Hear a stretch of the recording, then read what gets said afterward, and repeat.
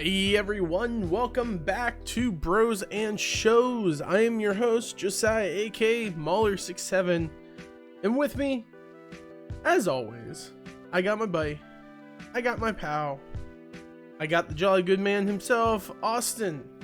Whoa, jolly. I don't know about that one, but yeah. I'm here. He's the jolly good man himself. Yeah. Whoa. As they say. Yeah. Austin. Mm-hmm. How you doing? I'm doing pretty good. How about everyone in the Twitch world and you? How are you doing? I'm doing good. I don't know. It was a weird day today. Mm-hmm. Trying to adjust this desktop audio so that way it doesn't sound so overbearing. But I'm bad at my job. Yeah, it was a weird day. This week's gonna be weird because it's gonna be a relatively slow day every day because it is the cusp of the day after Christmas or so and so. If you are watching us live, yes, we record this after Christmas. Yeah. It's going to be slow because it's the New Year's. Like, it's going to be the New Year's by the end of the week. And that's crazy that Christmas goes and it's already New Year's instantaneous. And there's not much to do at my job. And so I've been sitting and relaxing, maxing all, watching movies and TV shows. Yeah. At work all day. Yeah. How was your Christmas, Austin? It was good. We of course did not get to do Christmas with us because not yet. Yeah, the storm, we had like a huge winter storm and it got like negative below and stuff and the roads became just utter crap. So we just decided not to do it. And we're going to do it this weekend actually. Which is a doubleheader because Mama Burkhart's having her birthday on Saturday and we're also going to do Christmas. So you'll be back for her birthday too. Yeah.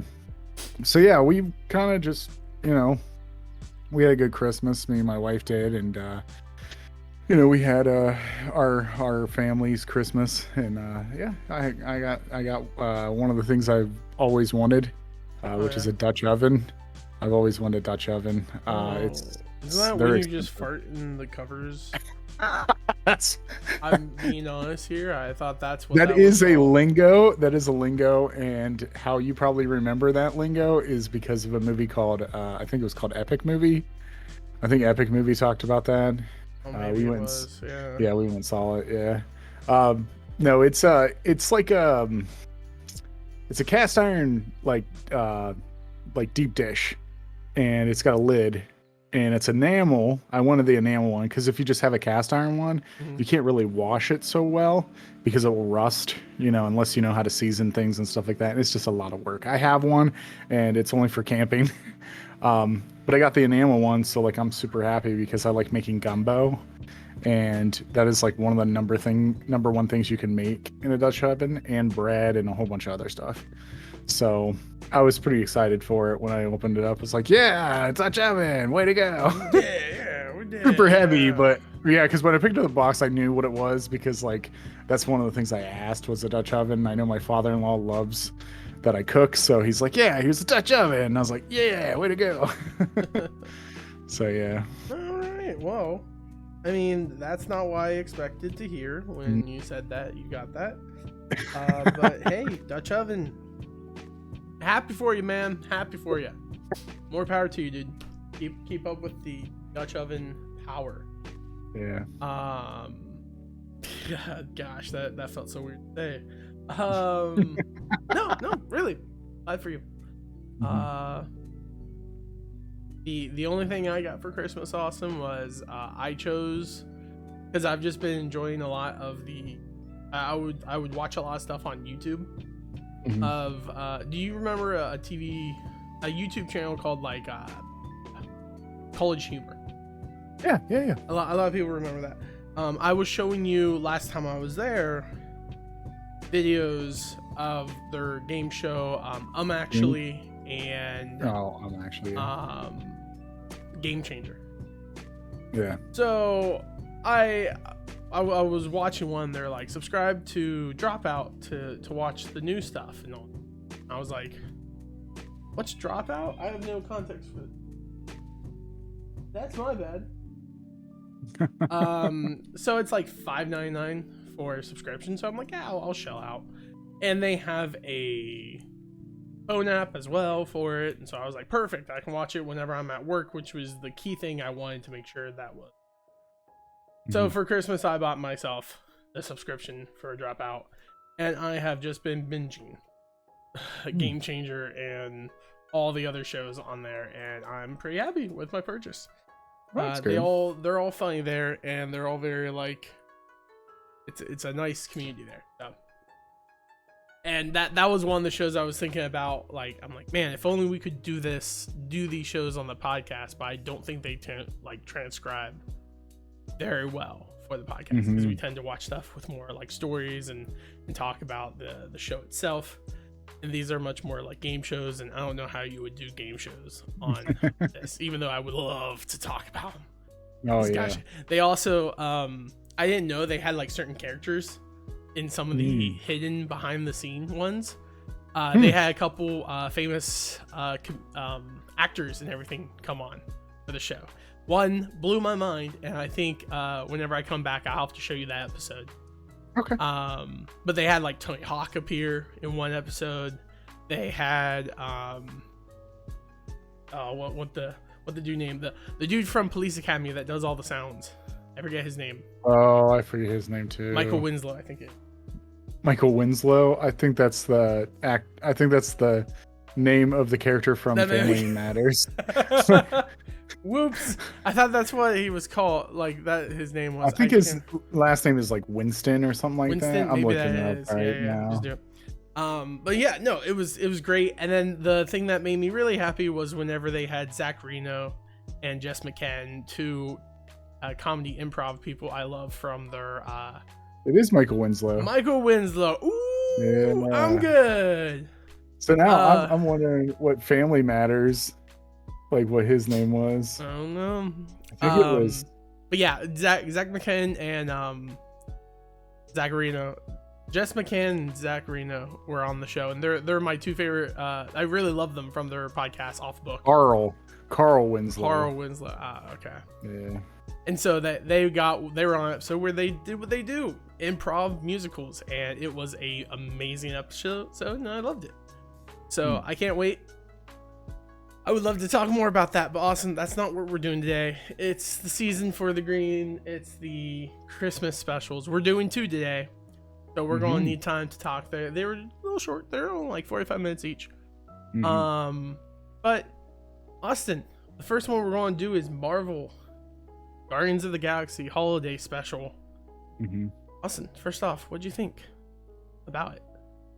So I was not expecting that to be that good, but I will say this: I enjoyed it tremendously. I actually thoroughly enjoyed it. I thought the storyline was great, and there is some things that are canon in that story now. So I really think it was a good tie-in for the Guardians of the Galaxy, and I think it did justice. So yeah, I really enjoyed it. What did you think of it?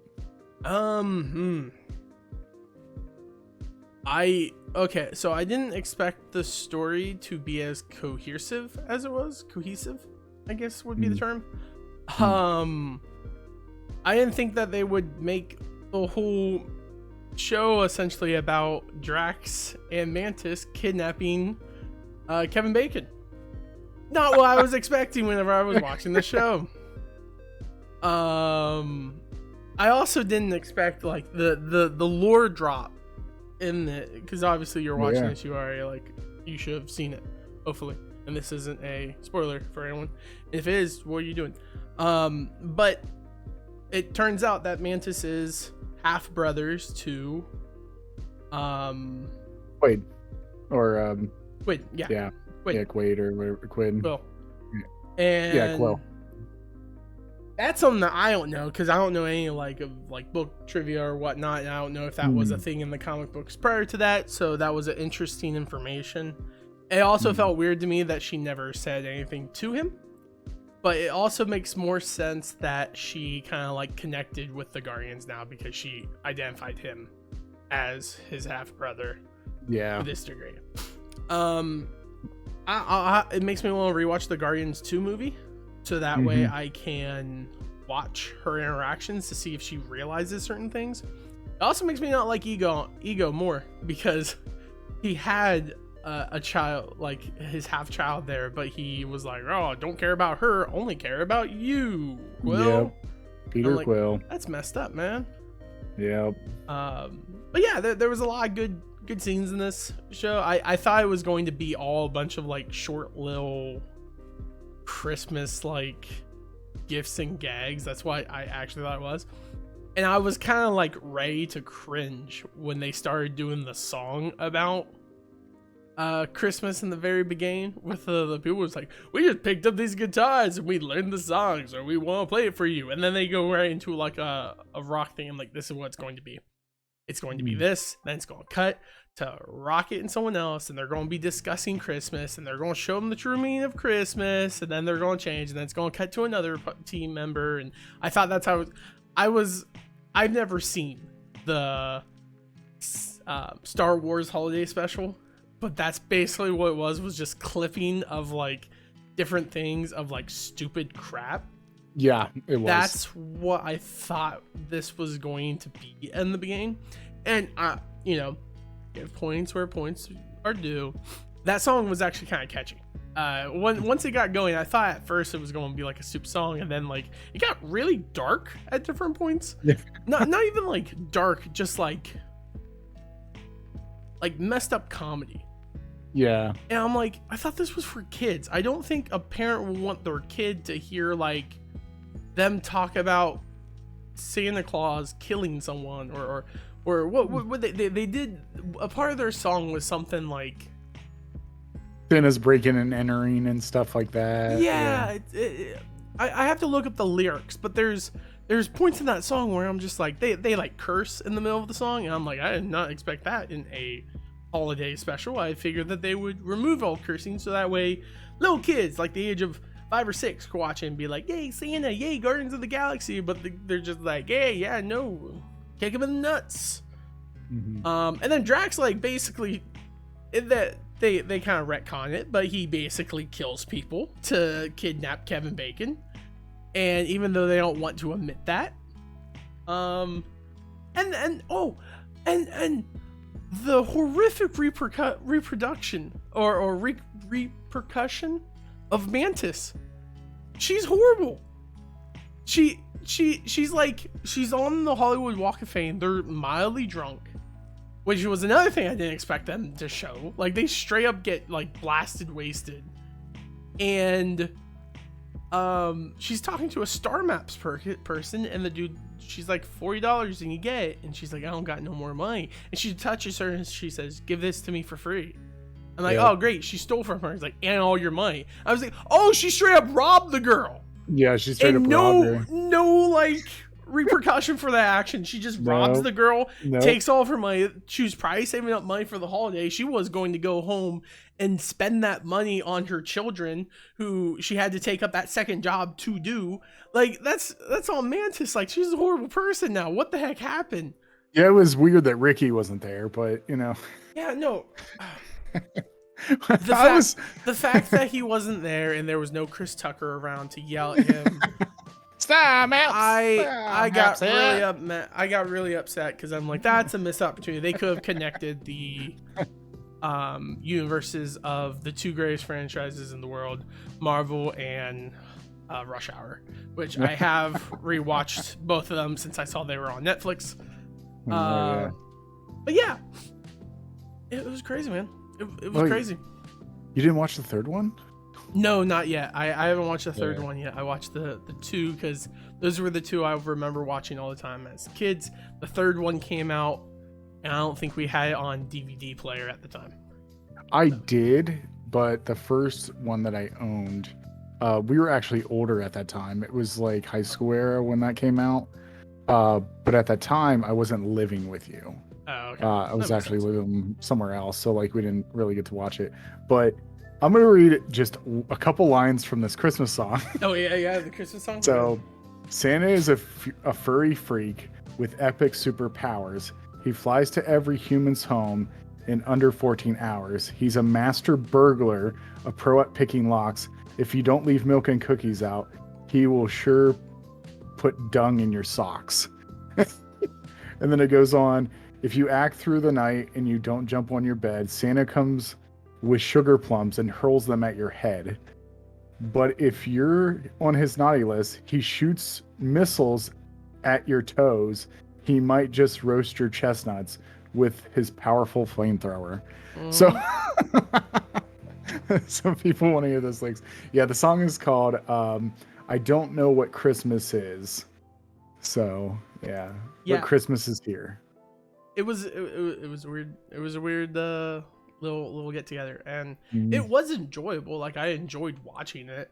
I'll be honest, I'm not sure if I will rewatch it because I got the thing. It would definitely be it's in the realm of, if someone says they haven't seen it yet, I'll be like, heck yeah, let's watch it. But it's not something that I will actively watch over I think it will be on my Christmas like watch list. Like it will be one of those movies during Christmas that I'll watch because it's a 45-minute film. Like there's like certain Christmas films or Christmas shows that I watch that are short. Like Mickey's Christmas Carol is like 30 minutes, and it's just the story of Charles Dickens's Christmas Carol, but it's like Disney oriented. And this is one of those. There's all those little shorts that they have, like Rudolph the Red-Nosed Reindeer and Frosty and all them. So like it will be put in that category for me because I really thoroughly enjoyed this. I had a lot of fun with it, like a lot of fun.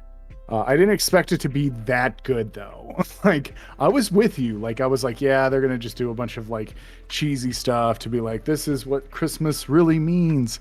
And it turns out that Quill likes Kevin Bacon and he thinks he's cool, but then you come to find out Kevin Bacon is like under that trance, and like Peter Quill is like, you have to stop this.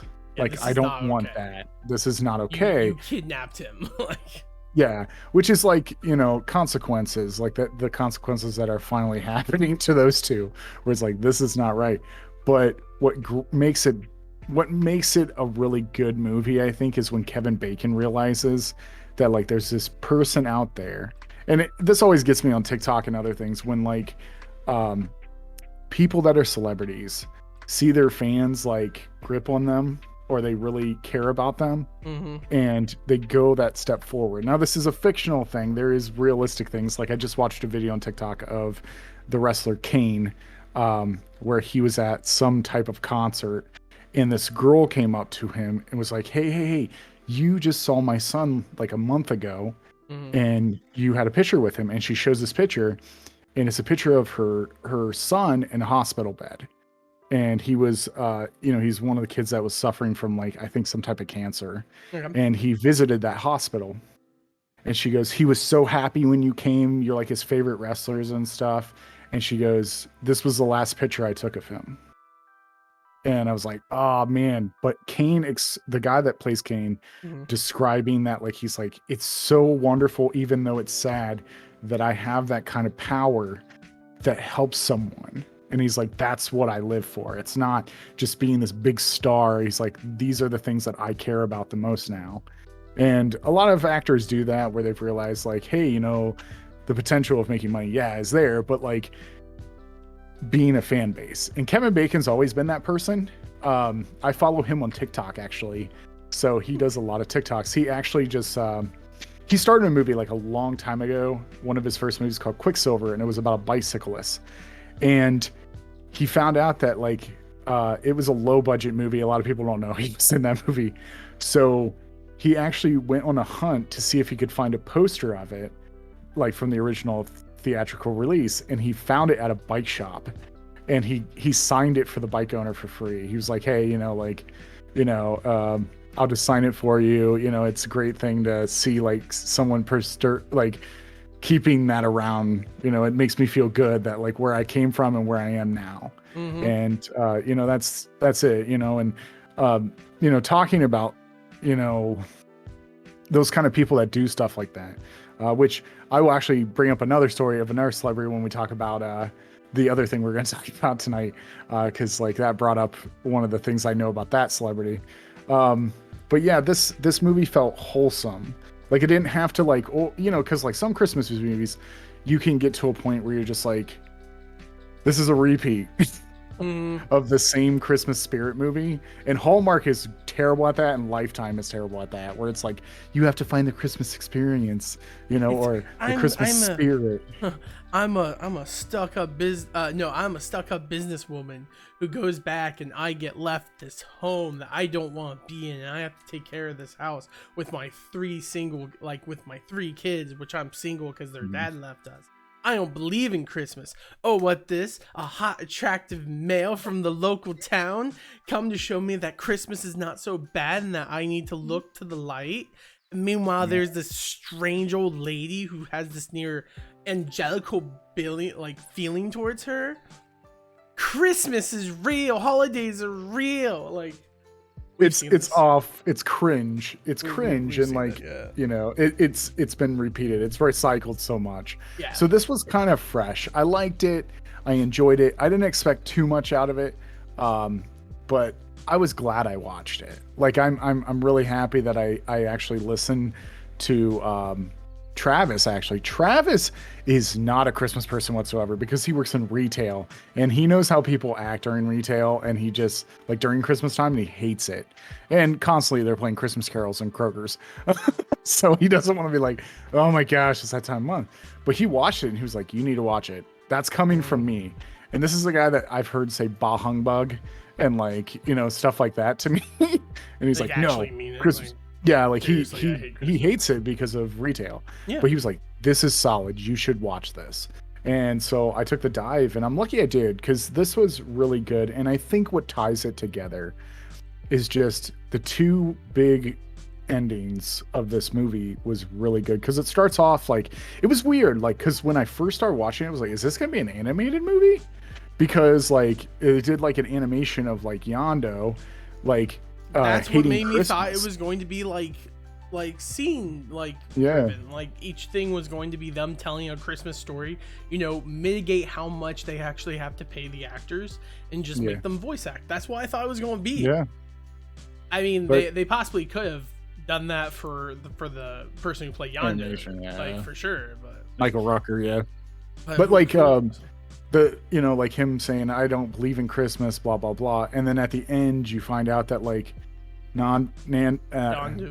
Yondu actually cares for Peter, and then that's a part of the lore too, is we find out where he gets his blasters, and it's from him on Christmas. Yeah, and then the little Bobby head that he has in Guardians of the Galaxy, we find out that's given him by Peter. Yep. So, and then Mantis, of course, being like his half sister, really tied it together, because like she didn't want him to know that she was like his sister, because she didn't how Ego treated them treated her, and like him turning around to the camera and saying, "That's the best Christmas gift you could ever give me," was like, that's what it means. Yeah, like that's great. Like, finding someone that like you didn't know, like you were alone in this world. He has no family except for like the Guardians of the Galaxy. He has no true family.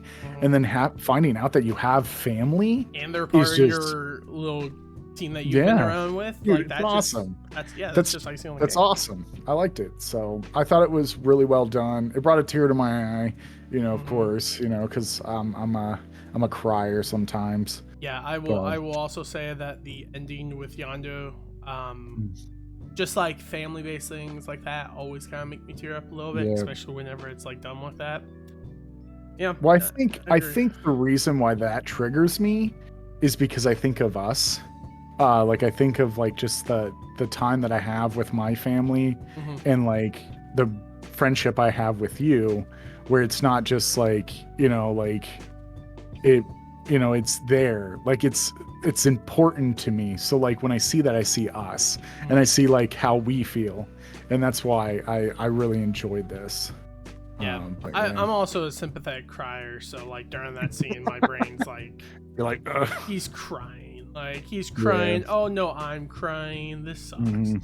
I found that, like, this is a side tangent, but I found that out today because there's an episode Game Changer called "Don't Cry," and it's all about them trying to make one of the contestants cry, and she starts falling apart midway through because she realizes that the episode's only about her.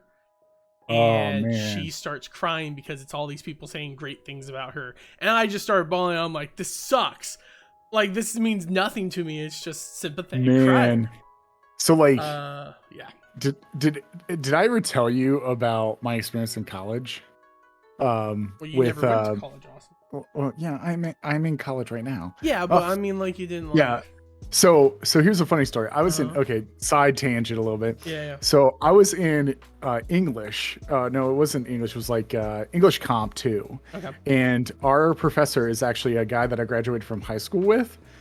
His name's Justice McGregor. He's like one of my favorite people ever because he plays D&D and like all that. And me and him got well. So when he found out I was in his class, he was like, "Oh my gosh, you have to take Comp 2. So like I can be your teacher." I was like, "Yeah, I'll do it too." So he did, and he picked a subject where we all had to watch a commercial and write a paper about this commercial and like why it drives you to buy something. So back when I was watching the React channel a lot, by I forget what those brothers' name were. I forget. It was the Fine Brothers. The Fine Brothers, yeah. There was a commercial that came on that made me go into tears so bad. So I chose that commercial, and during the Zoom class, they were like, "Does anyone want to share the commercial with us that you are writing about?" So I shared this commercial, and the commercial's called "Daddy Lies," and it's about you know, these two Korean people. One's a daughter, like a little baby, like 3-year-old daughter, and the other one's a dad. And the dad starts reading a paper that his little daughter wrote him. And he's like, "My daddy, I love him. He's my hero. He's my Superman. But daddy lies." And then you're like, whoa, that just abruptly changed. And then she goes into like how her dad is trying to provide for her and he takes any job he can. He's like, he lies because he loves me. And like, oh my gosh. But yeah, like, you know, it's like, it was so funny because right when that commercial ended, it was for like what was it, like a phone company from Korea? And I think it was Bell actually. And what happened was silence happened. Then I just hear people click their mics and they're like, "That's not fair." And it was so funny. And Joseph's like, "That was a very powerful commercial." And I was like, "Yeah, that's what I thought when I first watched it." And the one girl's like holding her baby, like while it's sleeping. She's like, "I'm trying to wipe tears, like, but I can't because I can't have my baby." So yeah, it was interesting. But yeah, like those things like make me cry. And I watch those like, you know, try not to cry things like when the React channel did it a lot, because I'm a huge believer in like, you should cry sometimes, not when you just need to. And I think it releases like, you know, some of like the things that you've built up. And I think crying's like a good staple for that. So like, I'm always there for like those sappy endings sometimes. Some people are like, "Oh, I mean, that's too sappy." And I'm like, no, that's real. Like, people love each other. Like, I like the whole Mantis thing and it made me like tear up. I was like, it's a good combo. Like, I really enjoyed that you tied in the lore that she's now, Peter knows that she's his sister. And it made it emotional because these two people that didn't think they had any more family in this world have each other. Yeah. And I loved it. So yeah. Yep. Apology on the whole run, but yeah. Yeah, I agree. It makes me cry. Austin, we need to change gears now. Yeah. And talk about another show that made me cry, but a different type of cry. Austin, it's time that we talk about the other Christmas special for today's episode. Those Who orphans need their killed presents. Santa. The Murderville murder mystery. The reason why we're doing this, Yes. one, it is a Christmas special, but two, we did this series on the show. I loved it. Wasn't sure if it was going to come back because I didn't hear a lot of people talking about it or anything of that sort. But they did a Christmas special, Austin. Yeah. For it. And first off, Austin, I want to ask, what did you think of it? So when we first did like season 1 of this show, there was a lot of things I had a problem with. This show was great. I like the concept, but there was a lot of things that it suffered from. And it was like trying to promote laughs, but it was like making them be directed towards those laughs. Like there's like that episode with the pancakes, and he's in like this tunnel, and then he goes in and he tells her to tell him everything instead of them trying to come up with stuff on the fly. And I was really like, they're trying to push for laughs, but Will Arnett is like the person that's saying the stuff, and it's just not, there was a couple episodes in the show that were great, and then there was some that were not great. Like the Sharon Stone episode, I did not enjoy it whatsoever. Oh, I remember loving that episode. I thought I said something about I love that. Like that was the one episode where I'm like, I didn't know who this person was, but I enjoyed it. Or the Conan O'Brien one, even though I love Conan O'Brien, I did not like that one.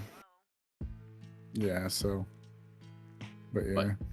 Oh, okay. I thought you were going to say, yeah, I didn't like the show, but this was this way or something like that. But you seem to stop right there.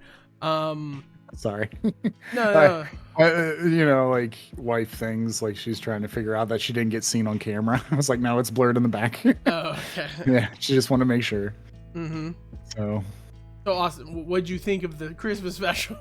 So the Christmas special. So yeah, sorry guys. You were talking about the show and never talked about the Christmas. So I think the Christmas special is probably one of my favorite episodes of Murderville. Because they fixed a lot of things that I had problems with in season 1, and but they did suffer a little bit with some things that they just kept doing. So I was like, this is actually fun, and it made me burst out laughing. Which season 1 only did that like one time, and that was with Kamel, and I think that they did really well, and they threw in like some stuff that you didn't expect to be thrown in, and it made it hilarious. So yeah, overall, I think the Christmas special is better than any of the other episodes on the first season. So what did you think of the Christmas special? Oh man, I enjoy this type of humor. I enjoy this type of comedy. I like improv a lot, and it was a really good episode and special because of the people they got for it. They got both I can't remember the like, I don't know their names, but I know. So it was Jason Bateman and yeah. Maya Rudolph. I know her from SNL, and I've seen her in like other movies. And one of her biggest movies was Bridesmaids. Yeah, that's the big thing a lot of people remember. Yeah, and they like went into it, like they did the improv, they joked, they had fun, and they made the show, like they made it great. I mentioned this to Mom Burkhart when we all watched it on stream that night. Because afterwards I'm like, who you think it is? Then she told me who she thought it was. And she's like, did you get it? I'm like, yes, I did. I got it on the first go. Because the one thing about the show, and like the show does this thing where they'll introduce detail that's very minor and try passing it off as like passive, like what's that term? Like passive banter. And one of the things they pass off is like, oh, the name tag, all of ours is smudged. Dude can't even write his own name. Dude can't write name tags. Amateurs here. And then in the show, the dude says, I'm Jim. And he points to it, and it's perfectly good. And I was like, he's the killer. Like, that's the obvious killer that they're going to set up, or it's going to be a red herring. And then everything else goes through, and I'm like, yeah, no, he's definitely the killer. And so it was pretty easy from the get-go, I thought, to figure out who it was. I just enjoyed some of the like twists that they did along the way. Not even like twists of who did it, but more of like comedy twists, like when they have to do the whole Santa's dead, so we have to puppet him for the children. He's like, oh, look at me, I'm dead. Oh, and he's like, get over here. He's like, what do you want? He's like, I want to have a mommy and daddy. He's like, oh fudge, I can't help you with that. And it's just like, sorry. Sorry, I can't, like, I'm sorry about that. Like, what do you want from me? And then, like, when they go up to the VIP section, she's just constantly knowing, like, I don't understand why there's a VIP section up in the Capitol building. Like, that seems like the opposite of what should be up here. And I just, yeah, it was really fun and enjoyable. But I think, Austin, what put the, like, bow on the end of this show, and I think you'll agree with me, is the hidden special guest that appears at the very end. And that's Pete Davidson. Is the last person, only for the end. Like, he doesn't even get to be part of any investigation. He's just thrown in the end with a gift, and it's like, who you think it is? And I could not contain my laughter after he shows up. Because, one, people who break during comedy makes me laugh more. I love it when people break. And that side tangent, on the Dropout channel, Dropout TV, you know, check it out if you haven't seen it or anything. There's a series, you can also see some of them on YouTube, called Breaking News. And the whole thing is that the people on the news don't know what they're saying. They're reading it off a teleprompter. And it's a game show between all the hosts to read what they have to say and not break. Every time they laugh or react, they take points. That show is absolutely amazing because I love watching people break when they say or do something funny and they don't realize it's coming. That's all that this was at the very end. From the one dude saying that it was the mayor, from the woman saying it was the mayor, and her being like flabbergasted that she even did this. And then the one guy, who did he give it to? He gave it to Rick Saddle. No, that was Pete Davis. Oh, Pete Davis gave it to him. Who did he give it to? Oh, he put it on Santa and said it was a suicide. Yeah, it was a suicide. And the guy started laughing. He's like, there was no implication that this could be suicide. He got stabbed in the back. And then Pete Davis is just like, I think it was her, but, you know, just to be a D. And he just hands it to the mayor, and she's like, what the heck? Oh my gosh. Like, I was bawling laughing the first time I watched that. I think what got me was the whole bomb thing. Oh, I was just about to get there because, like, after the dude comes out and admits everything, she's like, "It's a bomb, it'll blow you away," and they like reveal the, oh gosh, it's a bomb, and man, freaking oh crap, I can't even think of his name right now. Pete Davis, thank you. I was thinking like Keith David, but Pete. Second he sees the bomb and everyone's like, oh my gosh, it's the bomb. We don't have time. He just walks up, grabs all the cords and yanks. And you see everyone react like, oh. I didn't expect Pete Davis and then to it do just cuts to it back to being together. They give him scissors. He's like, you gotta cut the one. Oh man. Oh my god. It was a very interesting take. I will say this. I did get it on the first try too, but I guessed. But I did get the second part right. I didn't like put two and two together for the first part. So like the girl that was like screaming all the time, she was like anxious and stuff. Yeah. I knew it was her. I was like, yeah, she's part of this some way. But I was like, but they only are acting these three killers. So I was like, oh, well then it's probably Jim. I was like, because the name tag thing's the only thing that I see, but like everyone's talking about butter, and then they were like putter, and I was like, oh, okay, that makes sense. You know what's funny? When I watched that, I thought he said putter, and I was like, putter, and they all just started saying butter. I'm like, he says butter really weird. Like, I legitimately said that out loud. I was like, he says butter really weird. Who says butter like that? And like I was telling Mom Burkhart when we watched it, like I caught the name. And like the whole like changing thing. The one thing I didn't catch was his love of mint with the peppermint snobs. Yeah, I was like, oh, I didn't even think about that. When I hear peppermint snobs, my brain instantly stops paying attention to what I'm watching, and I think of Lil Nicky. Yeah. And I'm like, thanks, Otto Hightower. Like that's fantastic. I love like peppermint snobs.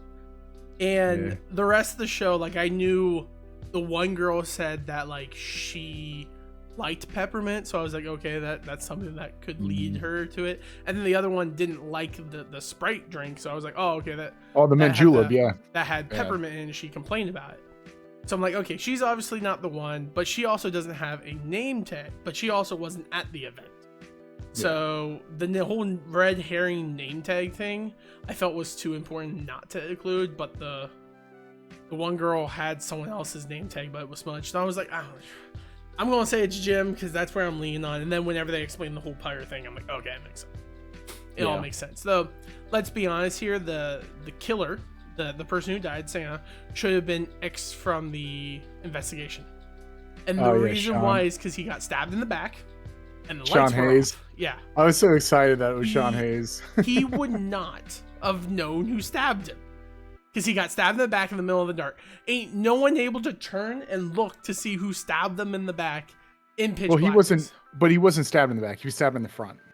No, he was stabbed in the... No, he was stabbed in the front because they exposed the candy cane. That's how they find out that the candy cane, because he's laying on the floor. Yeah, you're right. Yeah, I just when they go to do the trailer. CPR, I lost it because he was breaking character, and Sean Hayes was trying so hard. Now he's like, and he's like, oh, he died again. That personally is why I think the show was missing.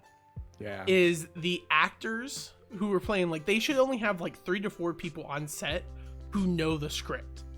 Yeah. And then the other people will just get told like their basic instruction, like, hey, you're going to be the one who dies, so you have to act like you're dead and portray and everything. And then if like people have to do stuff, don't fill them in, because he definitely didn't know that they was going to say like CPR, man, because the second he did, he clinched. He was like, oh no. Oh, and Jason Bateman give him CPR. That was fantastic. It made me laugh, and it's like that natural humor was missing. Like, it was just like this natural humor that should have just like evolved by those silliness. That's what I like. It's like that's why I like the shows like improv. So let those improv natural things happen. Yeah. And that was a perfect reason. The Pete Davis pulling all the wires was a hilarious scene because it was natural. I instantly, the funny thing is, rewatching it the second time, the second Pete Davis walks in, the woman, I forget her name, something Rudolph. I know her last name. Maya Rudolph. The second she saw him, she's like, oh, heck no, we're screwed. And he's like, I don't know if you know Pete, and she's like, oh, I know him, because they worked on SNL together, and he constantly broke all the time. There is compilations I will watch just for fun of Pete Davis and Bill Hader breaking on set over like funny things. I think of the one the Diner Lobster show on SNL where it's like a musical, and Pete Davis on it, and he can't. The whole thing is he's just laughing because he can't contain it. Well, see, that's like like going forward with this, I actually think that there should be like a big celebrity that should be on the show, because I think he breaks character a lot and I think he would do really well. Yeah. But it's Jimmy Fallon, because Jimmy Fallon, like when he was on SNL, he broke so many times, but he has like that natural humor thing to him. So the only reason why I wouldn't be okay with Jimmy Fallon, and this is my honest bias opinion. I enjoy Jimmy Fallon's show, but sometimes I feel like he breaks too easily, to where I just feel like he laughs in reaction versus laughing because something is funny. Yeah, he just laughs too easily. Pete Davis will like actually hold it, and you can see him like fighting it, but it doesn't work, and that makes it funny to me. I think what this special did that the show didn't do that made it so good is the double factor. Yeah, I liked having 2 people who didn't know what was going on. Yeah, because they bounced off of each other, because they knew played they each other's very well. Like they had to be like, oh, this is it, this is this, and then like that. And I think how they did it was perfect, where like one person knew everything, the other one like, kind of enters in halfway and has to rely on what the other person tells them, which is normally complete and utter nonsense. Yeah, it's nonsense to figure out. And then like the icing on the cake is whenever they get the third person to come in, and he's just like, they try to explain what happens, and he's just like, what the heck did you, I have no context, why am I here?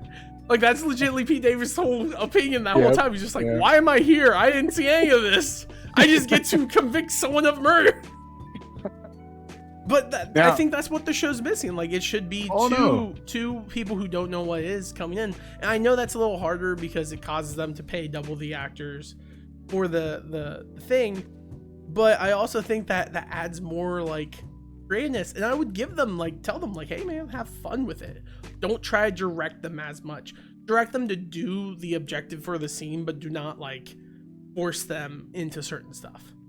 Yeah. So I want to bring this up because I brought up it before with the whole Kane thing. There was someone in Murderville that kind of does the same thing for Christmas.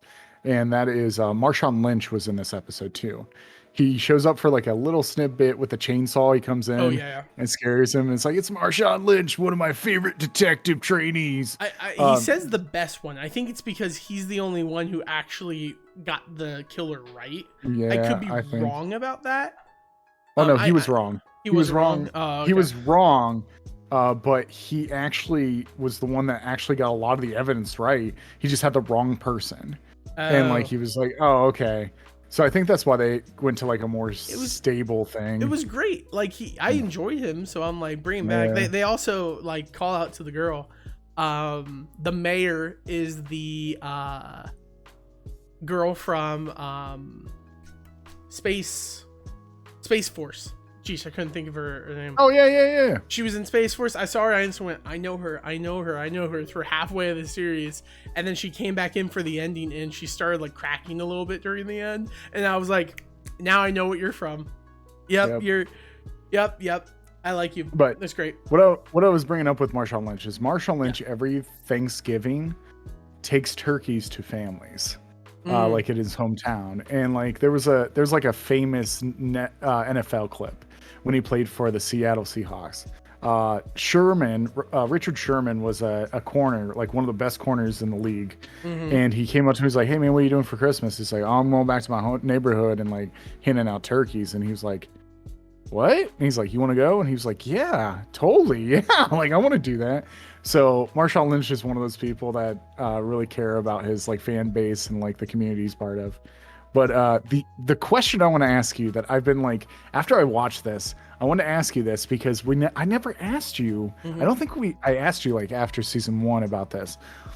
What's a couple people, a couple actors or comedians that you would like to see on that show that you think will flourish on that show?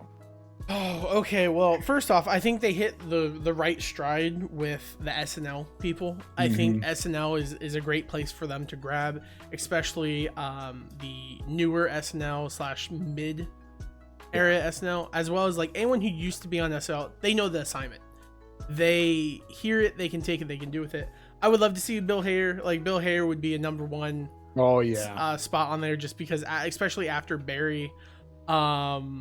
His whole like concept, he would, I think, play into the role of the detective and then continue to like make a fool of it. I definitely would do Jimmy Yang. I think he would be fun, and I would love it. I will say this so much, and I get very upset with this. Pull from YouTube. Pull from TikTok, like pull the influencer, whoever, the comedy based ones. Don't just like pull like freaking like, I don't know, Mr. Beast or something like that. Yeah. Like pull like Markiplier or Jacksepticeye, like these people who are like comedians of some sort who have some form of background. Like Markiplier and his friends have all done improv. They actually went on like an improv tour, and they're actually pretty good with it. They know how to yes and like. Do that, you will get people to watch your show just because of them alone. Freaking PewDiePie did his what was that show on YouTube? Like Scare PewDiePie or something like that. Yeah. Where it was just like a show about PewDiePie being scared. That got millions of views just from his name alone. Yeah. Do that. Like get those people who will have fun. Make the episode something about like what they know, you know? Like it would be fantastic. It would be great. I would love that. And just, you know, there's just a gold mine of famous comedians, actors, and everything I would love to see on the show, and they could do it. You just have to, you know, grab the people. I think I can guarantee probably one comedian that will end up on the show, and that is Will Ferrell. I see Will Ferrell I could see being on that, this yeah. show. Yep. I would like to see Paul Rudd. I Paul think Rudd, Paul yeah. Rudd would be really well done. I also would like to see, there's just so, I think Jimmy Yang is a perfect example of just one of those people that's just funny. I think Middledish and Schwartz would be funny, just those two together. I think that would be perfect because they're great at improv. So They're like, great why not at just do improv. that? They definitely can work off Or of each other. Wayne Brady would be a perfect one. Oh yeah, the Who's Line cast. Yeah. Oh yeah, you kidding me? So like I would be guys. super excited. I just think that Will Ferrell will be on it because Will Ferrell and Will Arnett has done stuff together. Mm-hmm. So like, and Will Ferrell they as should well. get? You know two other actors they should get it? Dave Bob Chappelle. Odenkirk and David Cross. I would so be up Those for that. two would make the thing. They should also get and now okay, so this is my thought process on this, right? And I know some people are kind of like, oh, whatever, they're just talking about random stuff now and they'll leave or whatnot, and that's perfectly fine. But the Community movies being made, right? Just get like them. Donald Glover Well, because or that's the thing. Danny Like, Pooten. I assume the reason why we got some of these people on this show, like especially for like Netflix. Well, we already got Ken Jeong, so Yeah, like that's what I'm saying. There. Like whenever they like have these people on, I'm pretty sure that they went to them because it's like, hey, you are on Netflix set for today because you are doing your show. Would you mind coming and show like recording like maybe like 2 or 3 extra hours to be in our show, and you'll get royalties for it and whatnot? Because like that's why I think they got like Camille, because Camille was in what show was he in on Netflix? He was in like a couple Netflix show not too long ago. Like I know he was in Bee and Puppy Cat, like he voiced Bee and Puppy Cat, so he had to do voice lines for that at some point. They also had oh man, I have to relook at the cast, but I just grab those people like freaking Joe McHale, like he would be hilarious on it. The whole cast of Community would be fantastic to have on different things. I would love to see Shirley Bennett or Yvelta Nicole Brown on this show doing it, because I could see her having hilarious reactions to some of the craziness. Oh yeah, completely. But yeah, so those are or Jim Rash. I would love to see Jim Rash on. That would be the dream, man. That dude can do nothing that makes me laugh. He could just sit on camera staring at the camera and I would laugh. Yeah. I had, when they did the Darkest Timeline podcast, I had the episode of him, Joe McHale, and oh wait, hold on, what's Chang's real name? Ken Jeong. Ken, yeah. Ken, Joe, and Jim all on the show just talking, and I had that saved on my MP3 player for months, and I would just sit there and re-listen to it just because I enjoyed his like style of storytelling and everything. Plus, he has the best line in the DuckTales TV show, like hands down. I will say he has the best line. That made me laugh so hard that I had to rewind it 3 times to rewatch it, because that guy is just amazing. But yeah. So that's why I would like this actually makes me have hope that Murderville will actually come back for season 2, because I didn't know that this was a thing, and then they released this and I'm like, they must have done this episode for season 1, but then like they had to release the first season and they're like, we'll just make this a whole special, and they did that. But hey, I enjoyed it. I hope season 2 comes back. I can't wait. I really want them to grab some more comedians. I think they can easily do it, and the style of comedy makes me laugh. You know who else I would love them to add, and this is a little bit more of a stretch and it'd be a little harder for them to get? Freaking Stephen Fry. I love Stephen Fry. That man, there's like a TV show in Britain where they like will ask something, and then you probably see it on TikTok. It's like 5 comedians all around, and they'll ask something and then they have to chime in and say what it is and then give an explanation about the stuff. And in one of the episodes, Stephen Fry is like the host, and he talked for like 3 to 4 minutes about some mundane fact, and I just sat there and watched it 2 times because I was like, this man is amazing. Like, I love this man. He's why I wish I could be in my life, but I'll never be. Actually, what's really funny is talking. Sorry, it's skipping on Jim Rash. Mm-hmm. Jim Rash came in my head when we were talking about Wednesday because of Luis Grossman being in that movie. Mm-hmm. And one of my favorite scenes in the Community is when he's trying to look up "I loved you" in IMDb. Like, I love so IMDb. you know, and I was like, oh my gosh, I just thought of Jim Rash because that guy's great. I really enjoy that guy, and he deserves more. Like that guy is so good. He won writing like Emmys or something like that. He wins things for his writing. Like he's a great writer. So more power to him. All right, Austin. I think that basically covers for today's episode of the Christmas specials. I appreciate you jumping, Austin. It was good to watch. We watched them on the show. I think watching these guys was a fun little time with you, me, and our Mama Burkhart together. Austin, next week we are watching Andor. A little late on the show, but it's because Christmas season and holiday season came up, and we're just like, we'll push it off and we'll do other things, get it done, and go all that stuff. And it escaped us, but now we're going to do that for next week. Austin, how many episodes is Andor? I think it's like 8. 12 episodes. I'll confirm. 12 episodes. Yeah, I knew it was something like up. It was not like the 6 episodes. Yeah. So it'll be good. It's on Disney Plus. Check it out. Watch it. And that's what we'll be covering for next week, which will, by that point, it will be a new year, new me, new life, 2023. And we'll be that much inch closer to our deaths. Yay. So anyways, thank you all so much for stopping by, and thank you all so much for tuning in.